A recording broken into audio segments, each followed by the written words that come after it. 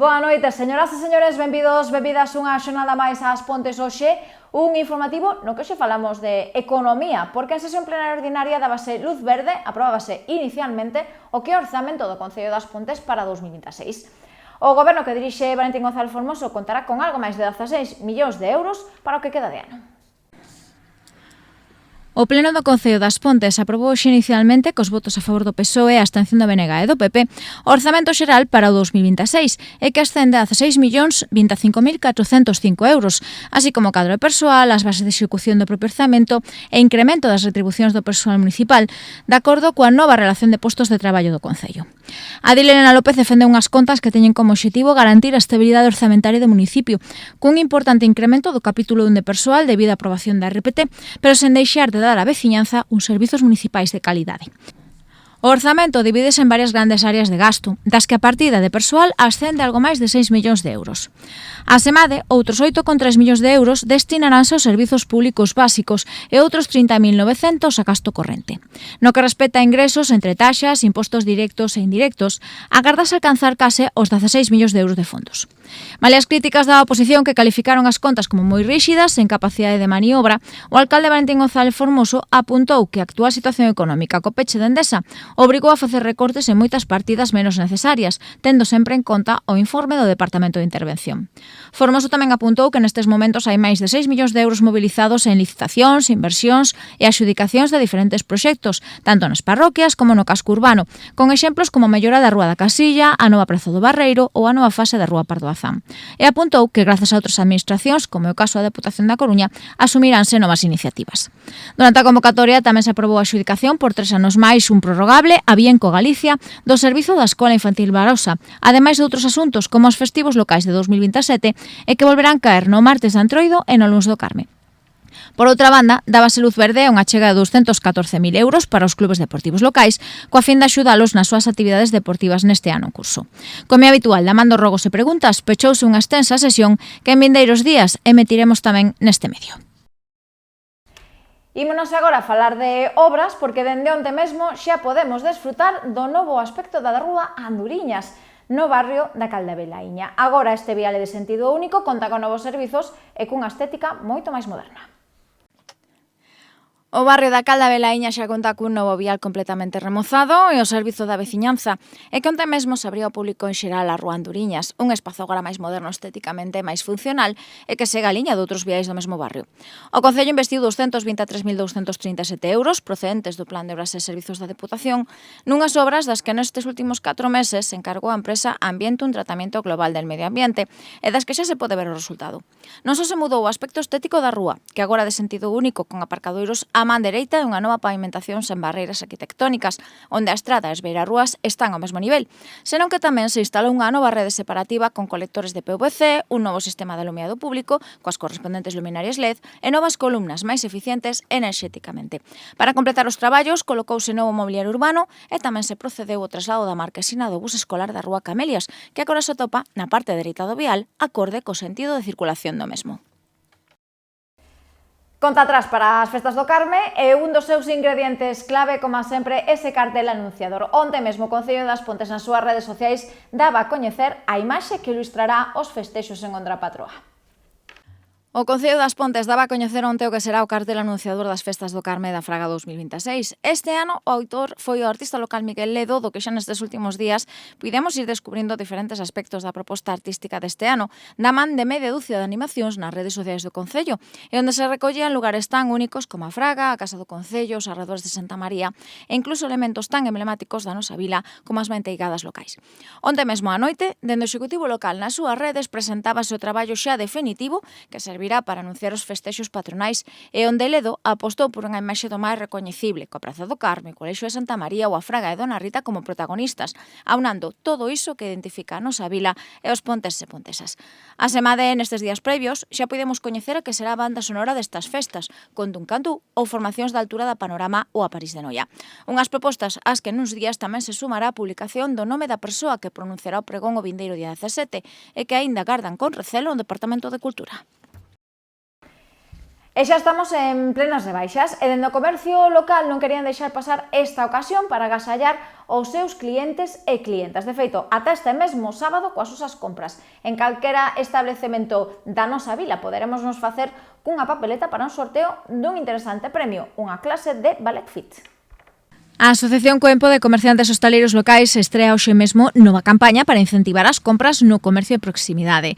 Baixo o título Comercio na Rúa. Dende hoxe mesmo e ata o sábado, os veciños e veciñas que realicen unha compra nun dos 18 establecementos participantes poderán entrar no sorteo de 20 prazas para desfrutar dunha clase de Ballet Fit que combina a elegancia desta disciplina artística coa enerxía do fitness. O Centro Marte Estudio de Lugo vai ser o encargado de impartir a sesión que se vai desenvolver nun espazo do Concello ao aire libre. Para optar este premio, abonda con realizar unha compra ata o sábado nos locais da campaña e que están debidamente identificados cunha decoración exclusiva. La Estrella, Ático 30, Óptica Bamonde, Anduriñas, Ropas, Texas, Cool Moda, Vilaboi, Calzados Pajón, Niza, Urbo, Calzados Saavedra, VL, Zocos, La Cotonería, Calzados Criado, Entre Costuras e Nova Lux son os comercios adheridos a esta cita nos que mercar vai ter primeiramente premio directo, xa que por compras superiores aos 30 euros os clientes levarán unha bolsa de tea, chapas e imáns da campaña Orgullo Pontés ata fin de asistencias. Ademais, por cada compra, contarase cunha papeleta para o sorteo para esa sesión de Ballet Fit e se por riba registramos os nosos tickets da aplicación móvil de Coempo, teremos unha segunda opción para facernos con este interesante agasallo. E aínda están a tempo de anotarse na iniciativa solidaria por excelencia deste mes de xullo, porque o vindeiro día 12 volve a Andaina Solidaria As Pontes Contigo, impulsada en da Xanela. Para inscribirse temos esa páxina web, carreirasgalegas.com, podemos achegarnos ata o local da Xanela e incluso facelo o mesmo día da proba. En menos de 2 semanas As Pontes volverá a sair á rúa a demostrar a súa solidaridade da manda cita As Pontes Contigo. A andaina e carreiras solidarias organizadas dende a Asociación de Discapacitados Activos a Xanela e que este ano celebra a súa 4ª edición. A convocatoria de 2026 conta cunha novidade principal, xa que pasa a celebrarse en setembro a ter lugar nos días, neste caso o día 12 deste mes. Iso sí, a dinámica da xornada vai seguir sendo a mesma cun trazado urbano para a andaina de 1,8 km e que arrincará da Rúa 8 de Marzo e un circuito pechado ao tráfico para a carreira absoluta. Con respecto ás distancias, segunda categoría, haberá distintos tramos que os van a oscilar entre os 150 metros dos biberóns ata os 5,5 km da proba absoluta. A saída da primeira carreira, a de categoría sub-16, vai ser ás 10 da mañá e dende aí vanse ir sucedendo consecutivamente o resto de probas. En canto a carreira absoluta, está previsto que se dé a saída sobre as 11 menos cuarto e posteriormente arrincará a andaina popular. Con respecto aos premios, as crianzas levarán un agasallo conmemorativo e tamén se van realizar sorteos entre os participantes. A inscripción poderase realizar na web carreirasgalegas.com ata o vernes da vindeira semana. A semade tamén nos poderemos anotar de xeito presencial o mesmo día da proba ata 15 minutos antes do seu inicio ou ben na sede da Asociación da Xanela ata as 3 da tarde tamén do venres día 10.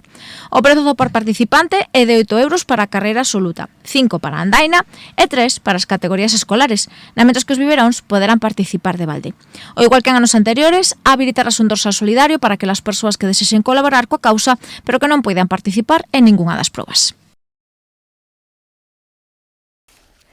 Cambiamos de rexistro, cambiamos totalmente de asunto porque o Instituto Castro Daouz vai volver a ofrecer dende o vindeiro mes de setembro novas clases para que os adultos maiores de 18 anos poidan facerse co título de educación secundaria. De feito, este mesmo venres vai ter lugar a primeira das reunións informativas. Malia que o curso 25-26 xa está máis que rematado e os escolares e docentes xa están de vacacións, dende o Instituto Castro Daouz seguen a traballar de cara ao curso que arrincará en setembro. De feito, a súa oferta formativa máis aló de primaria e secundaria volverá a contar con cursos de secundaria para adultos que permitirán, da man dun horario flexible e reducido, que todas as persoas maiores de 18 anos que aínda non contan co título da ESO poidan acceder a estes estudos e por riba sen ter que sair das Pontes, xa que tanto o proceso formativo como os exames vanse realizar no propio instituto. O prazo de inscripción para asistir a estas clases aínda está aberto e, de feito, este mesmo venres vai ter lugar unha reunión informativa para aquelas persoas xa anotadas e para as que precisen solventar as súas dúbidas.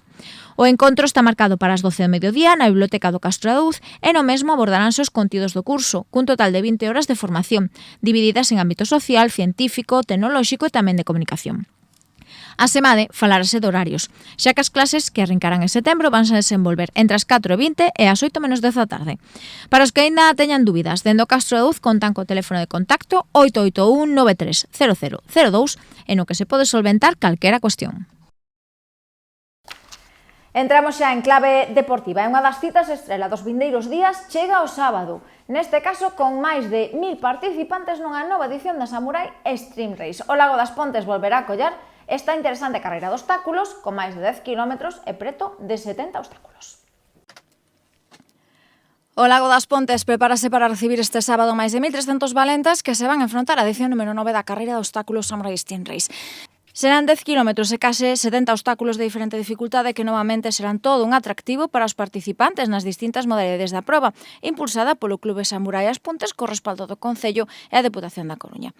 A isto hai que sumar unha nova convocatoria da Samurai Junior, dirixida aos menores, en a que tamén se contará con preto de 60 nenos e nenas inscritos que traballarán arreo para superar un percorrido marcado para as 4 da tarde e que servirá ao mesmo tempo para colaborar cunha causa solidaria, a Fundación de Gen.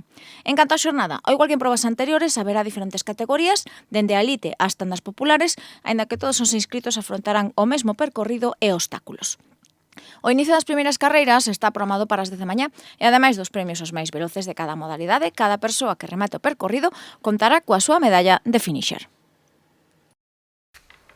E tamén hoxe temos que falar de fútbol, porque dende o Clube Deportivo As Pontes veñen de anunciar os que van ser, neste caso, o primeiro técnico e o segundo adestrador do primeiro equipo. O Clube Deportivo As Pontes está xa a traballar intensamente na preparación da tempada que ven. De feito, hai xa uns días apuntábamos que xa está aberto o prazo para inscribirse nas categorías de base de cara ao vindeiro ano ou renovar a inscripción correspondente. Iso sí, tamén se está a traballar co primeiro equipo e, de feito, de cara á súa participación en segunda futcal, dende a entidade pontesa xa se daba a coñecer a parte do corpo técnico que se vai encargar de dirixir a plantilla. O adestrador ferrolán Sergio Portela será encargado do primeiro equipo, na mentres que como segundo técnico vaise contar con Ernesto Xosé Paz, tamén chegado de Ferrol. Os dous adestradores acumulan gran experiencia a fronte de equipos da comarca como o Narón, o Eume Deportivo ou Imperator e van ser os encargados de intentar lograr o ascenso á primeira futcal dos ponteses. Para os que prefiran o baloncesto, a finais de agosto teremos nova edición do campus de básquet do Clube Baloncesto As Pontes. Para anotarse, na nosa seguinte información teñen todos os datos. O Clube Baloncesto As Pontes non vai descansar no verán e xa están a traballar nunha nova edición do seu campus anual de básquet. A finais de agosto dará comezo unha nova convocatoria que chega xa á 17ª edición e que se vai desenvolver entre o día 31 de agosto e o 4 de setembro, de 10 da mañá a 6 da tarde, o que incluirá o xantar e tamén un petisco de media mañá para os nenos e nenas participantes. Como sempre, os escenarios serán os distintos polideportivos municipais e haberá un programa de actividades do máis completo, con sesións técnicas e prácticas, ademais de charlas de profesionais e diferentes iniciativas lúdicas ao aire libre. Por suposto, teremos unha novidade, xa que non poderán participar só os pequenos e pequenas de entre 8 e 18 anos, senón que tamén este ano abrirase a participación aos meniños de 5 a 7 anos, neste caso con sesións tan só de mañá de 10:30 a 1:30 e adaptadas especificamente a eles. As prazas son limitadas e, de feito, xa está aberto o prazo de inscripción. Para iso, abona con telefonar o 619-831-897 ou ben o 684-138-414, onde tamén é posible solventar calquera dúbida. Pois así rematamos, señoras e señores. Como sempre, un placer estar con vostedes durante estes últimos minutos, agradecerles a súa confianza nesta casa e lembrarles que volvemos mañá. Teñan moi boa noite.